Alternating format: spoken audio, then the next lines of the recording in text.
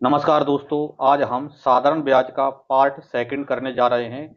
इससे पहले यदि आपने इसका पार्ट फर्स्ट नहीं देखा हो तो डिस्क्रिप्शन बॉक्स में इसकी लिंक दे रखी है, आप वहां से जाकर पार्ट फर्स्ट देख सकते हैं। तो आइए यहाँ पर क्या है, आज का प्रश्न चालू करते हैं।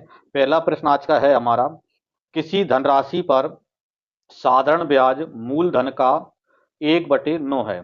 क्या बोल रहा है? साधारण ब्याज मूलधन का, मतलब ऊपर साधारण ब्याज है और नीचे मूलधन है। कितना है? 1/9, यानी कि साधारण ब्याज कितना है? 1 है और मूलधन कितना है? 9 है। और वर्षों की संख्या दर प्रतिशत प्रति वर्ष के बराबर है, मतलब समय और दर संख्यात्मक रूप में बराबर हैं। तो आपको दर यहाँ पर पता करना है। ठीक है, तो देखिए यहाँ पर जो साधारण ब्याज दिया है, सिंपल इंटरेस्ट दिया है, वो यहाँ पर कितना दिया है? 1। और मूलधन कितना दिया है? 9। ठीक है, यही हम मान लेते हैं यहाँ पर। ठीक है, साधारण ब्याज मूलधन का मतलब साधारण ब्याज 1 है और मूलधन कितना है? 9 है। ठीक है, दूसरा जो दर और समय है वो संख्यात्मक रूप में कैसे हैं? समान है, मतलब आर और टी का मान समान है। अब आपको चाहिए क्या? तो आपको चाहिए दर। ठीक है, और दर आर बराबर क्या होता है? तो दर आर बराबर हम जानते हैं क्या होता है? ब्याज गुणा 100 बटे मूलधन गुणा में समय। ठीक है, ये दर का फॉर्मूला होता है। तो इस फॉर्मूले में हम मान यहाँ पर रख देते हैं। तो देखें यहाँ पर क्या है, तो आर बराबर क्या लिखें यहाँ पर? ब्याज। तो ब्याज कितना है? 1 गुणा में 100 और बटे में मूलधन, तो मूलधन कितना आ रहा है यहाँ पर? 9 और इंटू में समय। तो समय और दर बराबर है, मतलब आप आर की जगह टी लिख सकते हैं और टी की जगह आर लिख सकते हैं। तो हमको आर की वैल्यू चाहिए, तो टी की जगह भी मैं यहाँ पर आर लिख देता हूँ। ठीक है, अब देखें इस आर को इधर लाएंगे तो आर का आर में इंटू हुआ तो आर का वर्ग हो जाएगा और बराबर कितना बचेगा यहाँ पर? 100/9। ठीक है, यानी आर बराबर, तो आर बराबर क्या है? वर्ग घटाएंगे तो सामने वाली संख्या का वर्गमूल लेंगे, तो 100 का वर्गमूल कितना आ जाएगा? 10 आ जाएगा और 9 का वर्गमूल 3 आ जाएगा, मतलब 10/3। यानी कितना हो जाएगा? 3 का भाग देंगे तो 3 3 9, 1 बचा, मतलब 3 सही 1/3%। ठीक है, तो यहाँ पर आर का मान आया 3 सही 1/3%, आर का मान आ गया। देखें, तो अगला प्रश्न हमारा क्या है? प्रभात ने एक बैंक से कुछ राशि 8% वार्षिक साधारण ब्याज की दर पर उधार ली और उसने वही राशि 12% वार्षिक दर पर आशीष को उधार दे दी। ठीक है, तो क्या किया? 8% पर ली और 12% पर सामने वाले यानी आशीष को दे दी। और फिर बता रहा है यदि 12 वर्ष बाद उसे 960 रुपये का लाभ मिला हो तो मूल राशि क्या है? मूलधन पता करना है। तो सीधा सा है कि 8% पर लेकर 12% पर दी, तो इसका मतलब 8% से 12% यानी 4% का लाभ कमा रहा है। अब 4% का लाभ कमा रहा है तो 12 वर्ष में 4% पर 960 रुपये ब्याज बना है। मूल राशि पता करना है, यानी सीधा सा समय कितना है? 12 वर्ष है, ब्याज कितना है? 960 रुपये है और दर कितनी? तो जो 960 रुपये ब्याज है वो 4% का है, क्योंकि 8% से 12% यानी 4% उसने लाभ कमाया, तो 4% पर 960 रुपये हैं। यानी मूलधन बराबर क्या बनता है? तो मूलधन बराबर हम जानते हैं क्या होता है? ब्याज गुणा 100 बटे दर गुणा में समय। ठीक है, यानी कि यहां पर देखो ब्याज कितना है? 960 रुपये, जो लाभ हो रहा है वही ब्याज है, गुणा 100 बटे दर। तो 960 रुपये क्या है? लाभ, यानी 8% से 12% यानी कितना हो रहा है? 4%। तो दर कितनी है? 4% गुणा समय, तो समय उसने दी है 12, तो यहाँ पर हम 12 लिख दें। ठीक है, इसको सॉल्व करें तो देखें यहाँ पर 12 अट्ठे 96 यानी 80 और 4 से काटेंगे तो 4 दूनी 8 मतलब 20, यानी क्या बना यहाँ पर? 20 गुणा 100 यानी कितना यहाँ पर क्या है? 2000। यानी वह मूलधन की जो राशि है, वह मूलधन की राशि कितनी है? 2000 रुपये वह मूलधन की राशि है। देखें, अगला प्रश्न है हमारा, ए ने बी और सी से कुल 1200 रुपये के 2 ऋण लिए। बी ने 14% प्रतिवर्ष का साधारण ब्याज लिया, सी ने 15% प्रतिवर्ष लिया। ए द्वारा एक वर्ष में दिया गया कुल वर्ष ब्याज 172 रुपये है, तो ए ने बी से कितने रुपए लिए? मतलब ए ने बी और सी से टोटल लिए 1200 रुपये। अब 1200 में से बी से कितने लिए और सी से कितने लिए जी हमको पता नहीं है, लेकिन उसने बता रहा है कि बी ने 14% का ब्याज लिया और सी ने क्या है? 15% का ब्याज दिया, और इसने क्या कुल जो ब्याज दिया ए ने, वो कुल कितना दिया, 172 रुपये दिया। तो ए ने बी से कितने रुपए लिए थे, ये हमको पता करना है। अब जैसे 1200 रुपये में से हम मान लेते हैं कि बी ने एक्स रुपये लिए, तो बी ने एक्स रुपये लिए, तो एक्स रुपये का 14% की दर से 1 वर्ष का ब्याज, तो मूलधन गुणा दर गुणा समय और बटे में 100। ठीक है, ये बी का हमने मान लिया कि बी ने एक्स रुपये लिए। अब देखो यदि 1200 में से एक्स रुपये बी के हैं, तो इसका मतलब सी ने कितने लिए, तो 1200 में से एक्स घटा देंगे, यानी सी का जो मूलधन है, सी से जो राशि ली वो 1200 माइनस एक्स लिया, तो 1200 माइनस एक्स का 15% की दर से ब्याज, तो मूलधन ये हो गया, ब्याज की दर कितनी है 15%, गुणा समय कितना 1 और बटे में 100। तो ये सी द्वारा लिया गया ब्याज, और ये के बी से ब्याज, और दोनों का टोटल जो ब्याज है वो बराबर कितना है 172 रुपये। ठीक है, अब देखो दोनों के बटे में 100 है, तो 100 उधर चले जाएंगे, यानी यहाँ पर कितने बचे 14x बचे, प्लस 15 का अंदर गुणा करेंगे, तो 15 गुणा 12 यानी 180 पर 2 जीरो। ठीक है, और माइनस 15 के एक्स में 15x बराबर कितने आ जाएंगे, 172 में 100 का गुणा करेंगे तो 17,200। ठीक है, अब देखें तो यहाँ पर क्या है, 14 में से 15 कम करेंगे तो माइनस का 1x बचेगा, बराबर यहाँ पर 18,000 उधर जाएंगे, तो 17,200 में से 18,000 कम करेंगे, यानी माइनस के कितने बच जाएंगे यहाँ पर 800।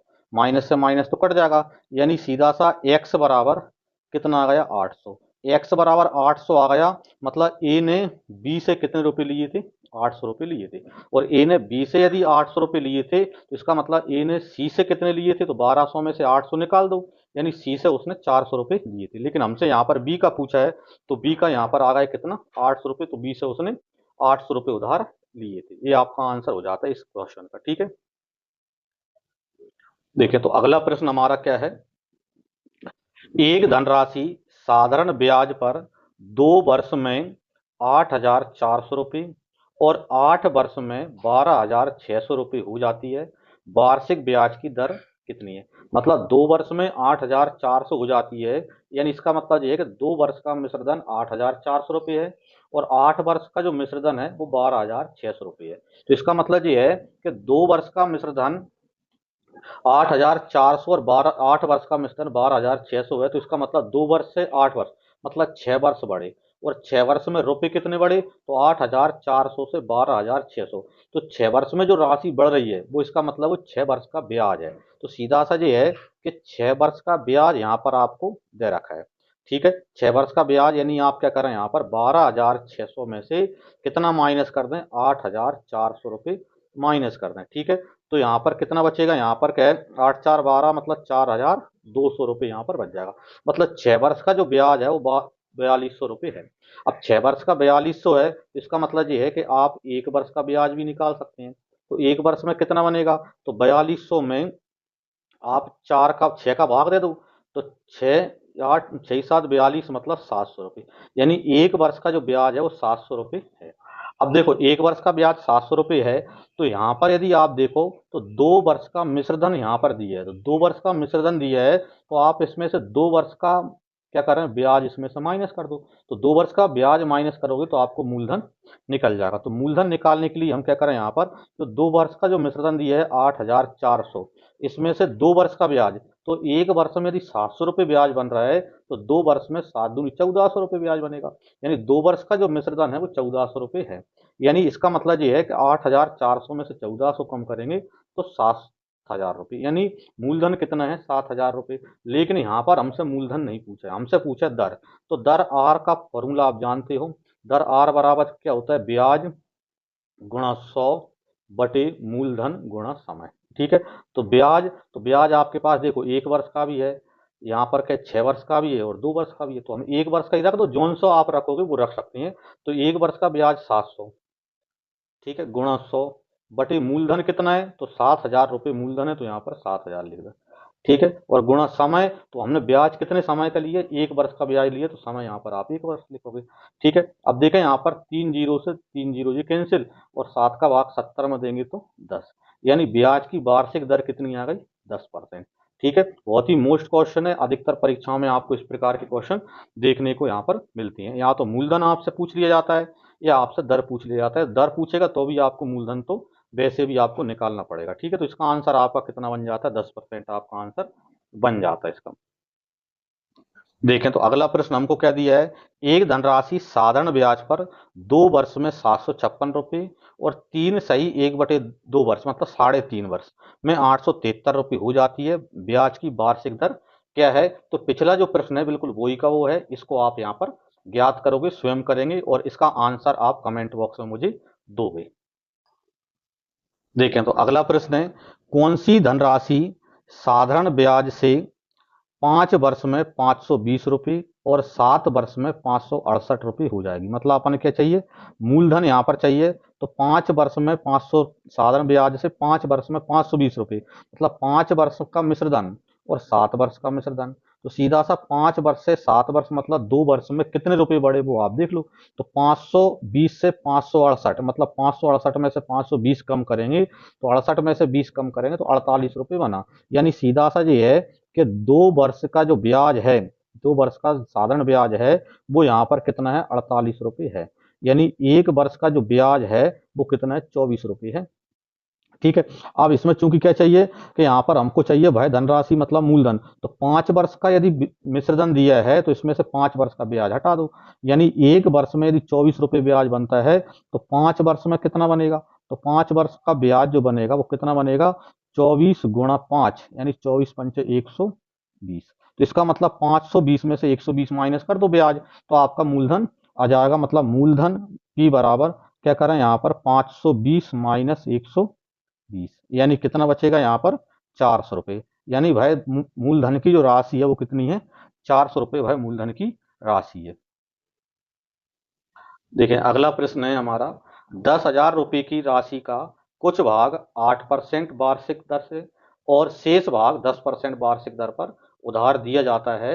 यदि औसत वार्षिक ब्याज 9.2% है तो वे दोनों भाग क्या हैं। मतलब 10,000 का कुछ भाग 8% पर दिया है और कुछ 10% पर दिया है और दोनों से टोटल एवरेज जो ब्याज बना है 9.2 बना है। तो दोनों भाग कितने हैं, मतलब 10,000 का पहला भाग कितना है और 10,000 का दूसरा भाग कितना है, ये हमको पता करना है। जब इस प्रकार का क्वेश्चन आए यहाँ पर दोनों अलग अलग और दोनों मिलाकर, तो आप इस फॉर्मूले का मतलब औसत वाले का फॉर्मूले का यूज कर सकते हो। पहला भाग 8% पर तो यहाँ पर 8 लिख लो, दूसरा भाग 10% पर तो यहाँ पर 10 लिख दो और दोनों का जो एवरेज होता है उसको बीच में लिख देते हैं, मतलब 9.2 और इनका हम अंतर कर देते हैं। मतलब यहाँ पर क्या है, 10 में से 9.2 माइनस करेंगे तो कितने आएंगे, 0.8।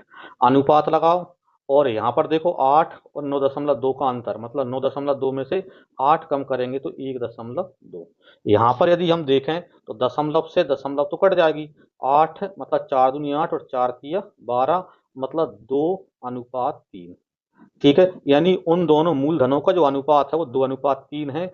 यानी इसका मतलब ये है कि 10,000 जो रुपए हैं, 10,000 जो राशि है इसको टोटल 3 और 2 5 भागों में बांट लो, 2 और 3 5 भाग बटेंगे तो ये 5 भाग यदि 10,000 के हैं तो एक भाग कितने का बनेगा, तो 5 दूनी 10 मतलब एक भाग 2,000 का है और एक भाग 2,000 का है। तो हम उसने पूछा दोनों भाग, मतलब पहला भाग और दूसरा भाग दोनों ही चाहिए। तो पहला भाग कितना है, 2 और दूसरा भाग कितना है, 3। मतलब 2 का गुणा करेंगे 2,000 में तो पहला भाग आ जाएगा 2 दूनी 4,000 हो जाएगा और दूसरा भाग 2,000 में 3 का गुणा करेंगे 3 दूनी 6,000 मतलब दूसरा भाग 6,000 है। इस प्रकार पहली जो राशि है वो 2,000 4,000 है और दूसरी राशि 6,000 दूसरी राशि है।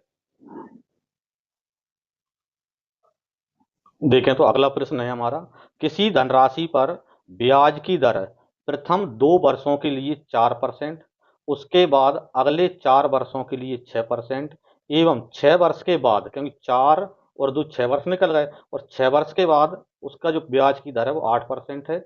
यदि 9 वर्षों की पूरी अवधि के लिए साधारण ब्याज 1,120 रुपये है तो वह धनराशि क्या है। ठीक है, मूलधन चाहिए तो मूल जब अलग अलग समय के लिए अलग अलग दर दे रखी है तो आप पी बराबर मूलधन निकालने के लिए क्या लिख सकते हैं, ब्याज गुणा 100। फॉर्मूला तो अपना वही है, ऊपर तो ब्याज गुणा 100 ही आना है, नीचे क्या आता है, दर गुणा समय। लेकिन इसमें अलग अलग समय के लिए अलग अलग दर दे रखी है।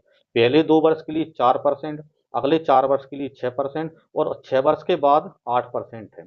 तो इसके लिए जो फॉर्मूला बनता है तो बटे में क्या आता है, पहली दर पहला समय फिर प्लस दूसरी दर इंटू दूसरा समय फिर प्लस तीसरी दर इंटू में तीसरा समय, और इस प्रकार आगे भी कर सकते हैं। मतलब फॉर्मूला आपको वही है, लेकिन यहाँ ना तो दर समय ही है लेकिन अलग अलग है, तो उनको उतने बार हम प्लस कर देंगे। अब देखें ब्याज, तो ब्याज कितने 1120 रुपये गुणा 100 बटे, तो पहली दर गुणा पहला समय, तो पहला समय कितना है 2 वर्ष और पहली दर कितनी है 4, तो 4 दूनी 8। फिर प्लस दूसरी दर दूसरा समय, तो दूसरी दर कितनी है 6% और दूसरा समय कितना है 4, तो 6 चौको 24। फिर प्लस तीसरी दर तीसरा समय, तो तीसरी दर कितनी है 8% और समय कितना है तो 6 वर्ष के बाद बोल रहा है, और 9 वर्षों की पूरी अवधि, तो 9 में से 6 वर्ष तो निकल गए, तो 8% का 3 वर्ष और बना, तो 8 तिया 24। ठीक है, इसको सॉल्व करेंगे हम यहाँ पर, तो क्या बनेगा यहाँ पर ऊपर 1120 गुणा 100 और बटे में 24, 24 48 और 8 56। ठीक है, 56 दूनी 112 मतलब 20। अब देखें यहाँ पर यानी P बराबर 20 गुणा 100 यानी 2000, यानी भाई मूलधन की जो राशि है वो कितनी है 2000 रुपये मूलधन की राशि है। तो दोस्तों, आपको यह पार्ट यदि समझ में आया हो तो वीडियो को लाइक करें, शेयर करें, और यदि वीडियो को चैनल को सब्सक्राइब ना किया हो तो चैनल को सब्सक्राइब जरूर कर लें। अभी इस चैप्टर का हमको क्या है पार्ट 3 और करना है, तो यहाँ पर क्या है अगले वीडियो में पार्ट 3 के साथ मिलते हैं। जब तक सभी के लिए जय श्री राम।